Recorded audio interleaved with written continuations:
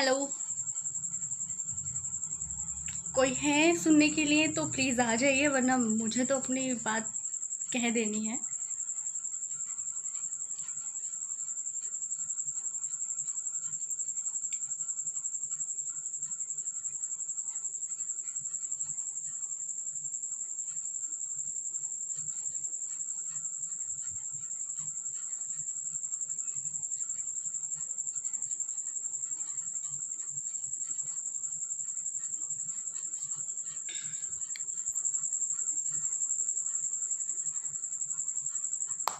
Hello sir, नमस्कार। अ,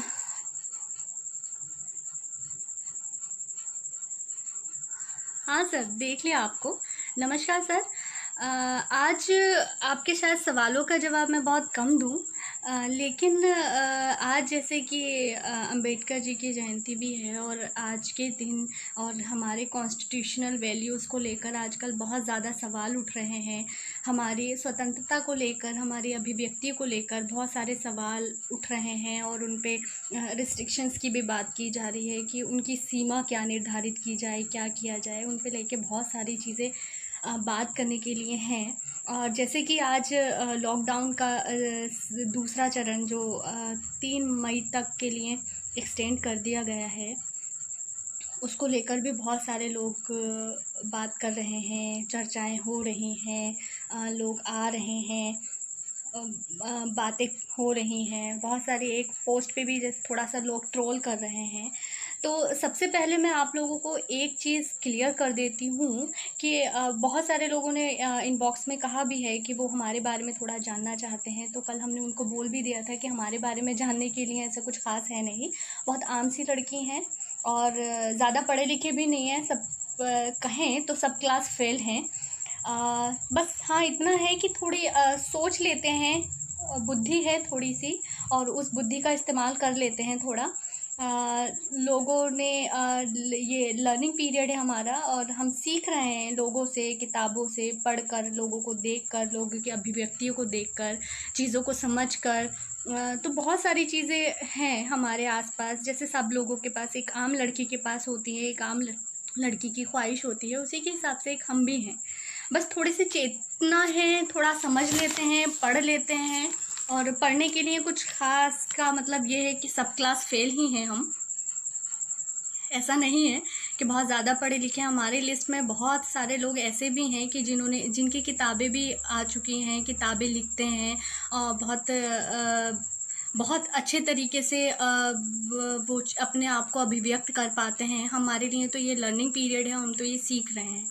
हाँ, बस थोड़ा बहुत यही है कि लाइव आने का मकसद इतना ही था कि सारे लोग जितना सवाल जवाब करते हैं, सवाल जवाब में थोड़े आलस किस्में आलसी हैं तो जवाब नहीं कर पाते हैं हर किसी को इनबॉक्स में या कमेंट में।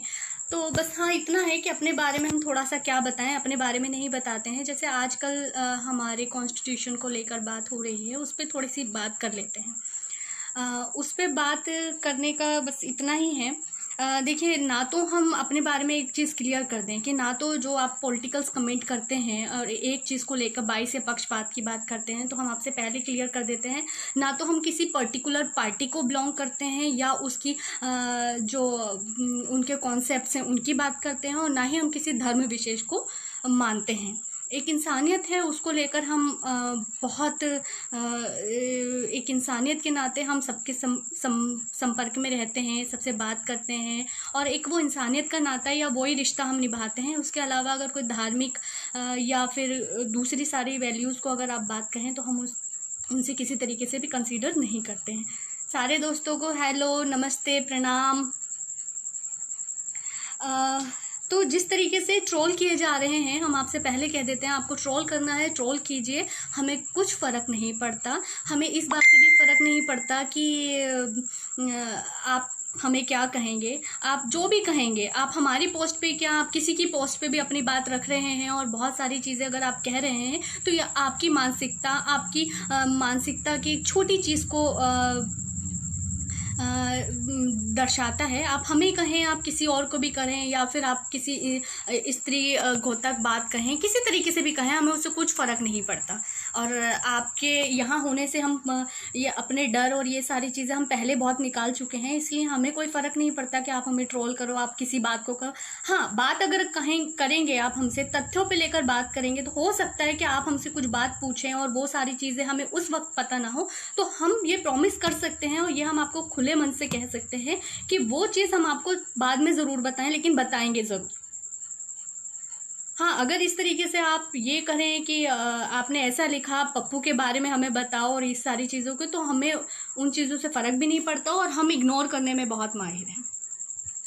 बस थोड़ा बहुत अगर हम ये कहें अपने बारे में, तो जो हमारी सोशल इंजीनियरिंग की जो कॉन्सेप्ट है, सामाजिक अभिनियंत्रण का कॉन्सेप्ट ऑफ लॉज है, उसको, और साथ ही साथ अगर हम बात करें तो greatest happiness for the greatest numbers, उसकी हम बात करते हैं। अधिकतम लोगों को अधिकतम सुख कैसे दे सकता है, ये काम लेजिस्लेशन का है, ये काम हमारे एग्जीक्यूटिव का है, ये काम हमारा पार्लियामेंट से लेकर हमारे जुडिशरी तक का ये काम है, और इसीलिए ये ढांचा शायद बनाया भी गया है। और अगर ये ढांचा इन तीनों ढांचों में से, और साथ ही साथ जो फोर्थ पिलर हमारा मीडिया है, अगर वो इस तरीके से कोई काम नहीं करता है, तो सवाल बनता है। अगर सवाल तीखे हैं, अगर आप में कमी है, तो वो सवाल आपको खलेंगे ही, और खलेंगे तो इससे हमारे कोई फ़र्क नहीं पड़ता। हम जैसे बहुत सारे लोग हैं जो सवाल करेंगे और कर रहे हैं और आगे भी होते रहेंगे। तो इसलिए अगर आप ये कहें कि इन सारी चीज़ों को लेकर के आप दूसरों को ट्रोल कर रहे हैं, दूसरों को चीज़ें कर रहे हैं और पिंच करने की कोशिश करेंगे, तो ये सोच लीजिए कि पिंच तो हम कभी होंगे ही नहीं। हम क्या, हमारे जैसे कोई भी लोग आपकी इन फजूल की बातों से हम कभी डिस्ट्रैक्ट नहीं होते। हमें पता है कि हमें क्या करना है, हमारे अपने लक्ष्य हैं, हम अब पहले निर्धारित कर चुके हैं और उनके हिसाब से हम चलेंगे। आपके होने ना होने से हमें कोई फ़र्क नहीं पड़ेगा। हाँ, बस इतना ज़रूर है कि आपकी घटिया मानसिकता कुछ लोगों की वो नज़र आ जाती है, लेकिन आप इतना यकीन दिलाते हैं कि आपकी घटिया मानसिकता के आगे ना तो हम उस स्तर से गिर सकते हैं। एक चीज़ और जो हमें बहुत ज़्यादा अखरती है, वो ये है कि जिस तरीके से एक अंधभक्ति है, भक्ति में लेकर अंधभक्ति है, उसी तरीके से दूसरी चीज़ जो अंतर विरोधी चीज़ें हैं, जो विरोध करने वाली चीज़ें हैं, विरोध में भी जो भक्ति होती है, वो भी हमें बिल्कुल अखरती है। हम बिल्कुल उस चीज़ का समर्थन नहीं करते हैं। अब जिस तरीके से इस समय लॉकडाउन चल रहा है, लॉकडाउन को लेकर लोग कह रहे हैं कि ऐसा हो रहा है, फैसिलिटीज़ प्रोवाइड कराई जा रही हैं, बहुत सारी चीज़ें हैं। तो हमारी पर्सनली कई लोगों से बात हुई है, कई राज्यों के, बिहार से बात हुई है, झारखंड से बात हुई है, छत्तीसगढ़ के लोगों से बात हुई है, और हमारी अलग अलग लोगों से, कई लोगों से बहुत सारी बातें हुई हैं। और उन बातों में हमने ये चीज़ देखी है कि जिन लोगों के पास चीज़ें पहुंच रही हैं, जो जिन लोगों तक स्तर तक चीज़ें पहुंच रही हैं, वो तो ठीक है, लेकिन उन बाकियों का क्या है जिनका आपके पास डेटा ही नहीं है। एक तरफ तो आप ये कह देते हैं कि अभी हम इतनी फैसिलिटीज़ इतनी हम प्रोवाइड करा रहे हैं, आप अपनी कमियों को क्यों नहीं मान रहे? कहीं चूक हुई है, उस चूक को मानने में कोई बुराई नहीं है, और अगर चूक हुई है तो उस चूक को मानते हुए आप एक तरफ राजनीति को साइड क्यों नहीं रख देते? आप अपनी राजनीति को थोड़ा साइड रख दीजिए, आप अपने धर्म को थोड़ा साइड रख दीजिए, थोड़ी देर के लिए ही सही इंसान क्यों नहीं हो जाते? अगर इंसान हो जाएंगे तो इसमें कुछ आपका गलत तो नहीं हो जा रहा है। हो सकता है कि ये चीज़ आपने, बहुत सारे लोगों ने कि चीज़ें स्टोर कर रही हूँ, अभी आपको उन चीज़ों का फ़र्क नहीं पड़ रहा हो, या हो सकता है उन चीज़ों को आपको लेकर अभी ज़रूरत ना हो, लेकिन भविष्य में अगर ये चीज़ कंटिन्यू रही, लॉकडाउन और बढ़ता है, मई के बाद भी इसे एक्सटेंड किया जाता है, या ये चीज़ें खिंच के बहुत अगले महीने तक जाती हैं, तो सोचिए कि क्या असर होगा। पेंडेमिक है, महामारी है, उन लोगों का सोचिए जो सड़कों से बाहर हैं। क्यों हैं? उसके पीछे कोई तो कारण होगा ना। कुछ भी है तो आप कारण खोजने की कोशिश आप लोग क्यों नहीं करते? आप तुरंत रिएक्ट कर देते हो। आप जहां आपको सवाल करना चाहिए वहां से आप एक भी सवाल नहीं करते। आप वहां पे पॉलिटिक्स ले आते हो, आप वहां पे भक्ति और अनभक्ति ले आते हो, विरोध ले आते हो। वहां पर जहां आपको सवाल करना चाहिए, जहां से आपको सवाल का जवाब मिलेगा, जहां से आपकी प्रक्रिया को आपकी एक गाइडलाइन मिलेगी, जहां से आपको दिशा मिलेगी, किस तरीके से आपको काम करना है और काम को एग्जीक्यूट करना है, जो अकाउंटेबल हैं, जो जिनकी जवाबदेही ही बनती है। आप उनसे सवाल करने के बजाय आपस में अपने भाईचारा को ख़त्म किए जाते हो, और फिर आप कहते हो कि आप एक लोकतांत्रिक व्यवस्था को और गणतंत्र की और बहुत सारी बात करते हैं। आज की बहुत सारे लोगों की पोस्ट पे मैंने देखा, सबने राइट्स को चिपका रखा है, सबने कॉन्स्टिट्यूशन की बहुत तरीके से हर स्तर से बात की जा रही है, लेकिन आपने कॉन्स्टिट्यूशन को कितना समझा है? आप अपने धर्म को साइड रखिए, आप अपनी पॉलिटिक्स को साइड रखिए, तब जाके आप कहीं इंसानियत वाले पैमाने पर आएंगे, तब आप कहीं जाकर उन चीज़ को समझ पाएंगे। लेकिन आपको तो सिर्फ राजनीति करनी है, आपको तो सिर्फ ये देखना है कि कौन कहाँ छुपा है, कौन कहाँ फंसा है। आपको तो सिर्फ इतना ही देखना है। आपको तो सिर्फ ये देखना है कि एक भीड़ बड़ी और भीड़ नहीं बहुत सारी चीज़ें कर ले। लेकिन आपको पता है कि मार्च तक हमारे पास मार्च तक का जो हमारे पास डेटा है, उसमें जो 15 लाख लोग हमारे इंडिया में आए हैं, उससे पहले गवर्नमेंट क्या कर रही थी? दिसंबर से ट्रैक होने शुरू हो गए थे। दिसंबर तक बहुत सारी चीज़ें ट्रैक हो गई थी। जनवरी में हमारे पास केसेस आ चुके थे। उससे पहले क्या किया हमने? क्यों हमने कोई प्रिकॉशंस नहीं ली जो हमारे लिए बेनिफिशियल प्रिकॉशंस हम ले सकते थे, जब हमको पता था कि WHO भी इसे एक पेंडेमिक घोषित कर चुका है? उसके बावजूद भी हमने क्यों एक्शन नहीं लिए? तो सवाल बनता है, और अगर सवाल चुभ रहे हैं तो इसका मतलब है कि ये जाहिर सी बात है कि वहाँ पर कुछ है, कहीं आप कम हो, कहीं कुछ है जो इसलिए आप उस चीज़ को हज़म नहीं कर पा रहे हो। अगर हज़म नहीं कर पा रहे हो तो इसमें हमारी कोई गलती नहीं है, ये आप लोगों की गलती है कि आप सच को सच जैसा कबूल नहीं कर पा रहे हैं। अगर आप कबूल नहीं कर पा रहे हैं तो ये आप उस चीज़ को, अगर सच को कबूल नहीं कर पा रहे हो तो कम से कम अपने आप को कबूल कर लो कि आप गलत हो। आप दूसरे का सच कबूल भले ही ना करो, लेकिन आप खुद को अपना सच तो कबूल करना चाहिए। हम बात कर रहे थे कि जो लॉ है या कानून है, कानून हमारे लिए क्यों बनाया जाता है? एक व्यवस्था को स्थापित करने के लिए बनाया जाता है। राज्य में कोई व्यवस्था ना फैले उसके लिए बनाया जाता है। और अगर कानून अपने तरीके से काम नहीं करेगा और विधायिका अपनी तरीके से काम नहीं करेगी, लॉ एंड ऑर्डर को इन्फोर्स आप तब कराओगे जब लॉ एंड ऑर्डर को उस तरीके से ला पाओगे आप। अगर लाने के लिए भी और उस लॉ एंड ऑर्डर बनाने में भी आपकी कोई कमियां रह जाती हैं, कोई लैकुनास रह जाते हैं और उसको भी आप एक्सेप्ट नहीं कर पा रहे हो, दैट इज़ योर फॉल्ट। उसके बाद में अगर हम बात करें कि हम ये कहते हैं कि अमेरिका विकसित देश ऐसे नहीं कर पा रहे हैं तो विकासशील देश क्या करेंगे, तो उसके लिए आपको अपना एजेंडा तैयार करना होगा ना। आप एजेंडा तैयार करें। क्यों हैं आप? हमारे देश में आज भी कोई ऐसा स्पेसिफिक लॉज नहीं है जो ऐसी पेंडेमिक के लिए कुछ काम किया जा सके। क्यों नहीं है? ये हमारी कमी है, ये हमारी कमी नहीं है।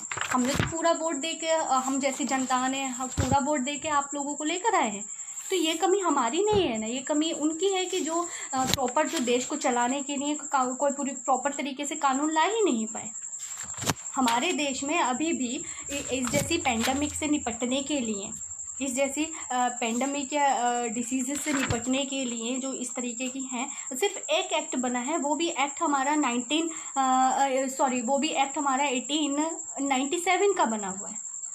अंग्रेज़ों के टाइम का एक कानून बना हुआ है, द एपिडेमिक डिसीज़ एक्ट, उसके तहत ही हम काम करते हैं, ठीक है। और उसकी भी अगर हम धारा 2 की बात कर लें, धारा 2A और धारा 2B की बात करें, तो उसमें भी सेंटर और स्टेट को ये पावर दी गई है कि वो अपने हिसाब से चीज़ों के लिए नियम और कानून बना सकती है। अभी तक क्यों हमारी केदारनाथ में एक बड़ा फ्लड आया, उसमें भी हमने देखा कि जो हमारा फ्लड को लेके जो हमारा इंफ्रास्ट्रक्चर था वो बहुत वीक था, हम उस चीज़ को कंट्रोल नहीं कर पाए, और उससे ही सबक लेके हम कुछ कर सकते थे, लेकिन हमने उसको भी नहीं किया। सन 2005 में हमारा एक्ट आया, बहुत सारी चीज़ों, इन सारे डिजास्टर को लेकर हमारे एक्ट बने, लेकिन उस एक्ट में कहीं भी जो अधिनियम आया उसको भी लेकर जो हमारे केदारनाथ में फ्लड हुआ, उस फ्लड के बाद में भी हम कोई सबक नहीं ले पाए और हम आने वाली चीज़ों के लिए इंतज़ार करते रहे। क्यों?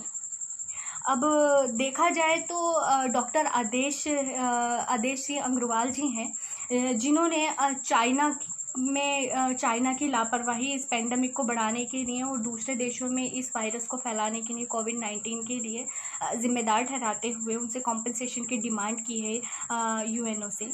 यूएनओ में उनको चैलेंज किया है।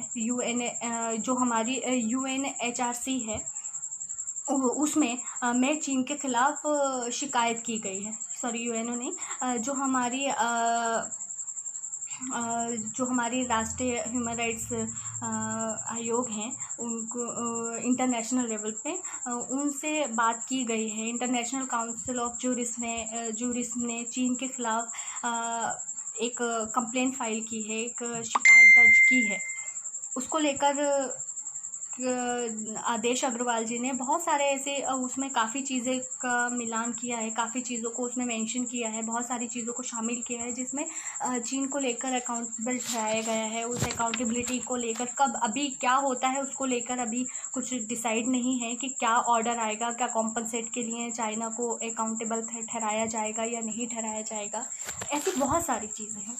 अगर हम बात करें, अगर हम कॉन्स्टिट्यूशन की ही बात करें तो कॉन्स्टिट्यूशन में ऐसे बहुत सारे राइट्स दे रखे हैं, बहुत सारे ऐसे जब आपके पास राइट हैं तो ड्यूटीज़ भी स्टेट की दे रखी हैं कि स्टेट चाहे तो बहुत सारी ऐसी वेलफेयर सोसाइटी के लिए, उसकी डेवलपमेंट के लिए बहुत सारे काम कर सकती है। आर्टिकल 39 ही है, 39A है जो इक्वल जस्टिस की बात करता है, फ्री लीगल एड की बात करता है। उसी के साथ साथ हमारे पास 43 है, 43 वर्कर्स की बात करता है, जो हमारे मेहनत कश हैं उनकी बात करता है। तो चाहे तो ये हमारे फंडामेंटल जो डायरेक्टिव प्रिंसिपल हैं, स्टेट के जो डायरेक्टिव प्रिंसिपल हैं, जो हमारे संविधान के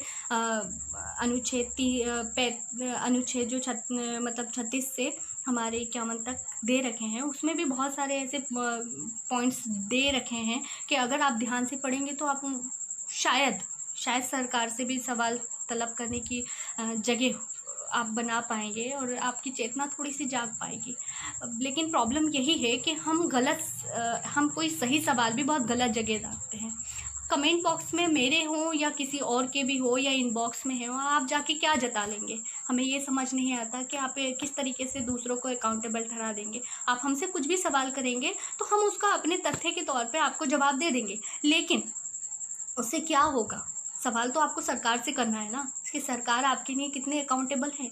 क्या सरकार ने अपने मैनिफेस्टो में जितनी चीज़ें रखी थी उन सारी चीज़ों को फुलफ़िल किया है? क्या वेलफेयर सोसाइटी के लिए या फिर सोशल जस्टिस के लिए कुछ ऐसा काम किया है? हम प्रायम्बल की बात करते हैं, हम प्रस्तावना की बात करते हैं, हम बेसिक स्ट्रक्चर की बात करते हैं, हम बहुत सारी चीज़ों की बात करते हैं, लेकिन उन सब चीज़ों की हम सिर्फ बात करते हैं, सिर्फ चर्चा करते हैं, बहस करते हैं खुले मन से। क्या लेकिन खुले मन से चर्चा करने से क्या आप सरकार को अकाउंटेबल ठहरा पाते हैं? सरकार से कोई जवाब तलब कर पाते हैं? और करते भी हैं तो सरकार आपको जो रिवॉर्ड देती है, आप अंधभक्ति छोड़िए, विरोध भक्ति छोड़िए, अब टू द पॉइंट फैक्चुअली बात क्यों नहीं करना चाहते? जहाँ तक बात है समान न्याय की, फ्री कानूनी व्यवस्था की, या उसके अलावा भी सोशल सिक्योरिटी की, सोशल जस्टिस की, उसके लिए आपके पास संविधान है, कानून व्यवस्था है, और कानून व्यवस्था का कहीं पर वायलेशन हो रहा है तो उसके लिए आप डायरेक्ट सरकार से सवाल कीजिए। अब ये जो पेंडेमिक है, हम ये नहीं कह रहे हैं कि ये लॉकडाउन गलत है, हम ये भी नहीं कह रहे कि हाँ सोशल सिक्योरिटी के विमेंस पीपल सिक्योरिटी के लिए ये ज़रूरी भी है। आप जितना लोगों के टच में आएंगे, ये एक ऐसी डिसीज़ है, ये एक ऐसा वायरस है कि आपके साथ साथ दूसरे लोगों को भी, अगर आप इफ़ेक्टिव हो, आप इफ़ेक्टेड हो और आपके साथ साथ दूसरे लोगों को भी इन्फेक्शन हो सकता है। लेकिन हमारा सवाल दूसरे लोगों से नहीं है, हमारा सवाल हमारे दोस्तों से नहीं है, हमारा सवाल हमारे जो एंटी हैं उनसे नहीं है, हमारा सवाल सरकार से है कि सरकार क्या कर रही है, सरकार ने कितनी मेडिकल फैसिलिटीज़ प्रोवाइड कराई है। अब कुछ दिन पहले ही की बात है कि सरकार बड़ी प्रतिबद्ध दिख रही थी कि वो एनआरसी लेकर आएगी। एनआरसी को लेके इतने बवाले हुए, इतने विरोध प्रदर्शन हुए, एक महिला का एक सशक्तिकरण महिला का विरोध प्रदर्शन देखने को मिला पूरे देश में। जगह जगह बहुत सारी जगह पर हिंसाएं भी हुई, बहुत सारी चीज़ों के द्वारा डिस्ट्रैक्ट करने की कोशिश भी की गई। लेकिन सोचिए कि जो सरकार कुछ दिन पहले तक हमारे स्टेट्स में, हमारे जो देश के जितने भी राज्य हैं, पूरे देश के राज्यों में असम की तरह ही एनआरसी लाने के लिए प्रतिबद्ध थी, आज वही सरकार, आज उसी सरकार को सिर्फ असम के लिए हम 1600 करोड़ रुपए एक स्टेट के लिए लगे थे, और वो भी हमारे दिसंबर तक जो फाइनल लिस्ट आई थी उस फाइनल लिस्ट तक सारे लोगों को हम रजिस्टर नहीं कर पाए थे। अब सोचिए कि वही सरकार जो एनआरसी को लेकर प्रतिबद्ध नज़र आ रही थी और पूरे राज्यों में एनआरसी और एनपीआर लाने की सोच रही थी, आज वही सरकार इस पेंडेमिक को नहीं संभाल पा रही है। आपको वो प्रॉपर मेडिकल फैसिलिटीज़ नहीं दे पा रही है, बल्कि आपसे कह रही है कि आप अपनी सिक्योरिटी के लिए अंदर रहो, आप ये करो, आप वो करो। और जितने भी प्रोग्राम्स इतने टाइम आए हैं, जितनी भी प्लानिंग्स वो लेकर आई है, उसके लिए क्या उसने कोई ऐसा ढांचा, एक स्ट्रक्चर या कोई ऐसा ढांचा तैयार किया है जिससे हम लागू कर देते हैं, घोषणाएं कर देते हैं, लेकिन घोषणाओं को लागू कैसे किया जाएगा, घोषणाओं को इम्प्लीमेंटेशन कैसे होगा, उन घोषणाओं को लागू करने के लिए हमने सब चीज़ों को बंद कर रखा है, तो राशन लोगों को कैसे दिया जाएगा, कैसे डिस्ट्रीब्यूशन होगा। क्या हमने आधार कार्ड से सबको लिंक कर दिया कि हमारे पास प्रॉपर डाटा नहीं है? हमारे पास प्रॉपर डाटा है, हम ऑनलाइन जाके सारे डेटा आप निकाल सकते हैं। चलो कॉन्फिडेंशियल पॉलिसी के अकॉर्डिंग हम मान सकते हैं कि आम व्यक्ति उस तक अपनी पहुंच नहीं बना सकता, लेकिन आप तो गवर्नमेंट हैं, आप तो चला रहे हैं, आपके पास तो सत्ता है, आपके पास तो सारी चीज़ें हैं, आप उसको कंट्रोल करने के लिए बहुत सारी चीज़ें जो आपके पास सिस्टम है, आपके पास ब्यूरोक्रेट्स हैं, उनकी मदद क्यों नहीं ले रहे हैं? आज के टाइम पे बहुत सारी, और हमें बहुत गुस्सा नहीं आता, लेकिन हमें बस मुस्कुराहट आ जाती है कि जब बहुत सीरियस पोस्ट हो, बहुत सारी ऐसी बातें चल रही हों कि जहाँ पर बहुत ऐसी सारी चीज़ों पे डिस्कशन चल रहा हो, या फिर कोई वो मंच हो या फेसबुक पोस्ट हो या कोई भी जगह हो, और वहाँ पे जब लाइव रिएक्ट आते हैं ना, तो हमें कसम से गुस्सा नहीं आता, लेकिन बस हमें उनकी मानसिकता पर बड़ी परेशानी होती है। मानसिकता को देखकर हमें बड़ा अजीब सा लगता है कि कैसे लोग हैं और कैसे लोगों के बीच में हम रह रहे हैं कि जिनका मुखौटा, जो अपने आप को दिखाएंगे कि हम ऐसे हैं और हम ऐसा किया हुआ है, हमने ऐसा किया हुआ है, लेकिन उफ, जब उनके शब्द निकल कर आते हैं, बेचारे कंट्रोल नहीं कर पाते वो अपने आप को, कहीं ना कहीं उनका मुखौटा नज़र आ ही जाता है, कहीं ना कहीं वो अपने मुखौटे से नज़र आ ही जाते हैं कि किस तरीके से वो चीज़ों को ला रहे हैं, चीज़ों को रख रहे हैं, अपने शब्दों से, अपने व्यवहार से, अपने एक्शन से, किस तरीके से। तो सच में बहुत अजीब सा लगता है। खैर वो हमारा मसला नहीं है, बस हम इतना ही कहेंगे कि अब आगे जितना भी आप लोगों ने ये बढ़ा दिया गया है, इस टाइम पीरियड को जितना बढ़ाया गया है 3 मई तक इसको, तो आप इसको फॉलो कीजिए, फॉलो भी कीजिए, और साथ ही साथ अपने आसपास के लोगों को जितनी भी मुमकिन हो सकती है वो मदद भी कीजिए। किसी तरीके से जो मदद की गई है, अब तो खैर काफ़ी जगह पे कुछ नंबर सर्कुलेट हो चुके हैं, और कुछ लोगों से बात हुई है तो उन नंबर्स पे अभी पिक नहीं हो पा रहा है, कॉल पिक नहीं कर पा रहे हैं लोग, उस तरीके से रिस्पॉन्स नहीं मिल पा रहा है बहुत सारी जगहों पर। तो हम ये कह सकते हैं कि कोई बात नहीं, अभी थोड़ा हो सकता है शेड्यूल बिजी है, और वैसे भी सरकारी तंत्र को काम करने की आदत ज़्यादा नहीं होती है। और इसके जो अपकमिंग जो इन सारी चीज़ों के जो आजकल जो वक्त चल रहा है, ये जो दौर चल रहा है, इसमें ये जो अपकमिंग टाइम आने वाला है, इसमें आपको रिज़ल्ट बहुत जल्दी नज़र आने वाले हैं कि इस लॉकडाउन का क्या असर हुआ है, इसका अर्थव्यवस्था पर क्या असर हुआ है, अर्थव्यवस्था के साथ साथ चीज़ों पर क्या असर हुआ है। हमारे जो एक तंत्र है, कोई भी है, इसे सामाजिक ढांचा हो, राजनीतिक ढांचा हो, या फिर हमारा न्यायिक ढांचा हो, या फिर बहुत सारे जो भी सारी चीज़ें हैं वो एक दूसरे से जुड़े हैं, चैनअप्ड हैं, लाइंड अप है। एक भी अगर डिस्टर्ब होता है तो दूसरी चीज़ें इफ़ेक्टेड होंगी, कम या ज़्यादा दोनों। ये डिपेंड करता है कि चीज़ें कैसी हैं, किस तरीके से हमने उसको संभाला है, किस तरीके से हमने चीज़ों को टैकल किया है। ये आपकी सूझबूझ और प्रतिबद्धता, आपकी विल पे डिपेंड करता है कि आप चीज़ों को किस तरीके से संभाल कर चल रहे हैं, या किस तरीके से उसके साथ डील कर रहे हैं। या तो आप सिर्फ थाली बजाने के लिए कह दीजिए, कैंडल जलाने के लिए कह दीजिए, या फिर अपनी प्रतिबद्धता को समझते हुए, अपनी जिम्मेदारी को समझते हुए एक पुख्ता ढांचा लेकर आए और उसको इम्प्लीमेंट कराए, उसको क्रियान्वयन कराए। आपके पास प्रशासन है, आपके पास बहुत सारी चीज़ें ऐसी हैं कि आप चाहें तो वॉलेंटियर को भी इस्तेमाल करते हुए आप लोगों तक चीज़ें पहुँचा सकते हैं। मेरे मेरे एक मित्र हैं जिनसे मेरी कल बात हुई थी, तो उसमें उन्होंने मुझे बात करने के दौरान उन्होंने मुझे बताया कि जिस तरीके से राशन डिस्ट्रीब्यूट कर रहे हैं, वो अपने पास से राशन डिस्ट्रीब्यूट कर रहे हैं, तो वहाँ पर एक फ़ैमिली से उनकी मुलाकात हुई, और उस फैमिली से जब उनकी मुलाकात हुई तो उन तक राशन या जो भी प्रशासन की पहुँच नहीं बन पाई थी।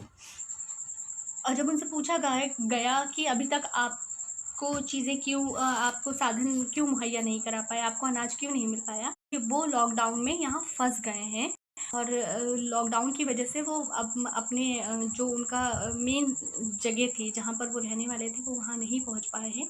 तो नहीं पहुँच पाने के कारण उनके पास कोई भी ऐसा आधार कार्ड या फिर कोई भी ऐसा उनके पास राशन कार्ड वगैरह नहीं है। और जब राशन डिस्ट्रीब्यूटर ने उनसे पूछा कि आप कहाँ से हो, तो उन्होंने अपना जो प्रॉपर एड्रेस है वो बताया, और राशन डिस्ट्रीब्यूटर ने ही उनसे कहा कि ठीक है, आप जहाँ पर राशन कार्ड बना है आप वहाँ से राशन लीजिए। तो इस तरीके की प्रॉब्लम्स भी आएंगी। आप और मैं सशक्त हैं, आप और मैं इतने सशक्त हैं कि घर बैठे शायद 1 महीने तक खा लें, शायद 1 महीने तक, 2 महीने तक, 3 महीने तक भी हम लोग शायद खा सकते हैं। लेकिन कभी तो आपके पास भी कम होगा ना। आप भी तो एक नौकर पेशा इंसान हैं, आप भी तो मेहनत कश हो ना, आप भी मेहनत कश हो, और बहुत सारी चीज़ें हैं कि आप भी कभी तो आपके पास भी आपका ज़र्रा ख़त्म होगा ना, कभी तो आपके पास भी ज़र ख़त्म होगी ना, उसके बाद क्या करेंगे। पूरा इंफ्रास्ट्रक्चर डिस्टर्ब हो रहा है, इकोनॉमिकल कंडीशन डिस्टर्ब हो रही है, कहीं तो इसका इम्पैक्ट होगा ना।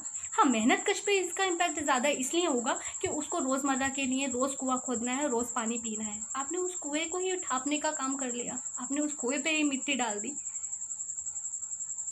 ये चीज़ें आप सोचिए। बहुत सारे लोग कहते हैं कि नहीं, लोगों तक चीज़ें जा रही हैं, लोग एक्सेस कर पा रहे हैं, लोग समझ रहे हैं उसको। ठीक है, लोग चीज़ें समझ रहे हैं, लोगों तक चीज़ें मुहैया कराई जा रही है। हम बात उनकी नहीं कर रहे हैं कि जिन तक चीज़ें हैं, जिनके पास संसाधन हैं, जो खुद कर सकते हैं। अभी तक तो शायद लॉकडाउन आप सब लोगों ने, हम सब लोगों ने बहुत लाइट लिया। क्यों लाइट लिया? क्योंकि हमारे पास, हर किसी के, एक आम व्यक्ति के पास भी शायद थोड़ा बहुत ज़र हो, उसके हिसाब से वो अपनी लाइफ को खींच रहा हो। लेकिन आगे क्या? आगे क्या? जो रिक्शा चलाने वाले हैं, जो ऑटो चलाने वाले हैं, या जो सब्ज़ी बेचने वाले हैं, जो रेड़ी लगाने वाले हैं, जो किनारे सब्जियां बेचते हैं, या कहीं ठेले के माध्यम से सब्जियां बेचते हैं, या और दूसरे ऐसे कारोबार करने वाले जो छोटा मोटा काम करने वाले हैं, कि जिनको सुबह निकलना है और मेहनत करनी है, और उस मेहनत के बदले शाम को उनको खाना है, उनके लिए क्या?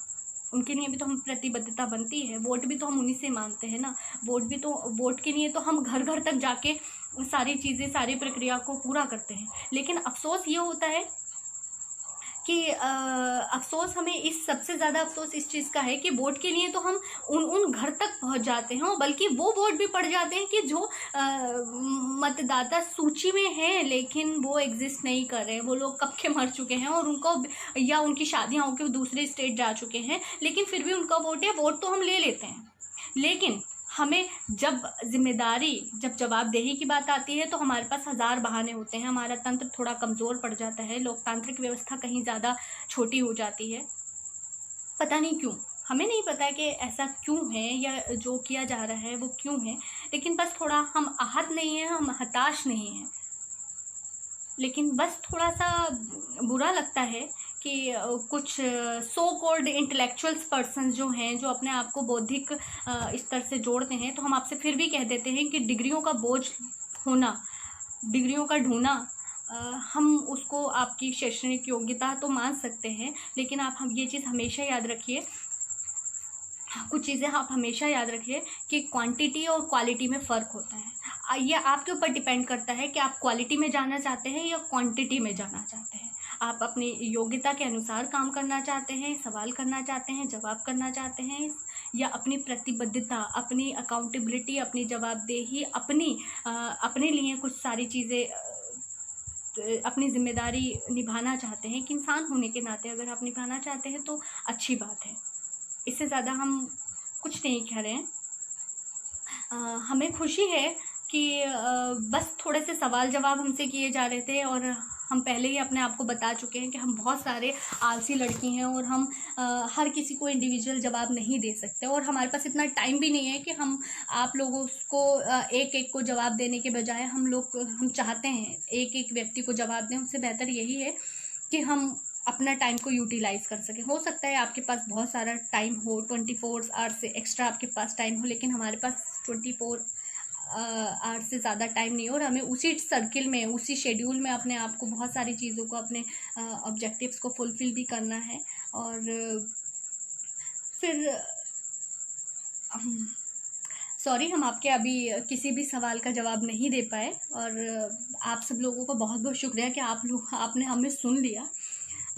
अभी कुछ ऐसा स्क्रिप्टेड नहीं है, अभी कुछ ऐसा हमारे पास डेटा नहीं है, हमारे पास कुछ ऐसा है नहीं। बस ये थोड़ी सी आप लोगों के सवालों से उपजी हुई कुछ उपज थी, जिसको हमने बस अपने शब्दों के माध्यम से आपके सामने रखा है। लेकिन हाँ, बहुत जल्दी हम कोशिश कर रहे हैं कि बहुत जल्दी आपके साथ डेटा के साथ भी आएंगे, और कोशिश करेंगे कि आपको टाइम टू टाइम किसी एक पर्टिकुलर टॉपिक के साथ आए, जिसमें सामाजिक ढांचा भी हो। सामाजिक ढांचा में किस तरीके से कानून की जो भाषा है, या कानून आपके लिए क्या है, कानून के साथ आप उसमें किस तरीके से उसको यूटिलाइज़ कर सकते हो, उन सारी चीज़ों की तरफ आएंगे। ज़्यादा हम पढ़े लिखे नहीं हैं, हम पहले भी बता चुके हैं, सब क्लास फेल हैं। बस इंसानियत को थोड़ा सा इंसानियत को हमने पढ़ा है, उसी को अपना धर्म भी मानते हैं, उसके हिसाब से हम काम करते हैं, चलते हैं, सोचते हैं, विचारते हैं। थोड़े बेंथम और डीन रास्कोपाउंड को थोड़ा अच्छा मानते हैं, उनकी थ्योरीज़ पे, उनके प्रिंसिपल्स पे, उनके जो कॉन्सेप्ट्स हैं उनको लेकर थोड़ा सा डिटर्मिन है, अच्छा सीखते हैं, समझते हैं, उनको अपनी सोसाइटी में उसको इम्प्लीमेंट करने की कोशिश में लगे हैं। बहुत अच्छा लगा आप सब लोगों को देखकर कि आप सब लोगों ने हमको सुना। और जहाँ तक बात धर्मेंद्र जी, हम कोविड-19 की ही उससे ही उपज वायरस क्या है ये आप लोगों को यूट्यूब पे भी मिल जाएगा, और इसको लेके बहुत सारी चर्चाएं, बहुत सारी कंटेंट आपको यूट्यूब पे भी मिल जाएगा। बहुत सारे ऐसे WHO की साइट पर जाकर आप देख सकते हैं। बहुत सारी ऐसी चीज़ें हैं कि इसके बारे में आपको कई जगह से कंटेंट मिल जाएगा। आज हम कुछ, फिर भी हमारे पास कोई डेटा ऐसे इफ़ेक्टिवली डेटा या ये सारी चीज़ें नहीं है कि जिसको लेकर हम आपको कुछ दें या अभी कुछ बताएं, लेकिन हम कोशिश करेंगे कि अब भविष्य में आगे हम आपके साथ कुछ ऐसी चीज़ें ज़रूर साझा करेंगे। और कोशिश कर रहे हैं एक टॉपिक्स पे, काफ़ी टॉपिक को हम चूज़ कर चुके हैं, समझ चुके हैं, उनके अकॉर्डिंग उन पे काम भी कर रहे हैं। कोशिश करेंगे कि इस लॉकडाउन से पहले या लॉकडाउन के बाद भी इस चर्चा को कायम रखें, और एक ऐसे इस प्लेटफॉर्म पे हम कुछ चीज़ें रख सकें, आपके लोगों के साथ भी साझा करें, और आप लोग भी हमसे साझा करें, एक मंच मिले, कहीं ना कहीं से तो चीज़ें निकल कर आएँ, सवाल उभरें, सवालों के जवाब मिलें। तो ऐसी कोशिश हम करेंगे, और ज़रूर इन फ्यूचर अगर ला सके तो ज़रूर लेकर आएंगे। आप लोगों का बहुत बहुत शुक्रिया। लेकिन हम फिर भी आपसे ये कहेंगे कि आज के दिन आप लोगों को पढ़ना बहुत ज़रूरी है।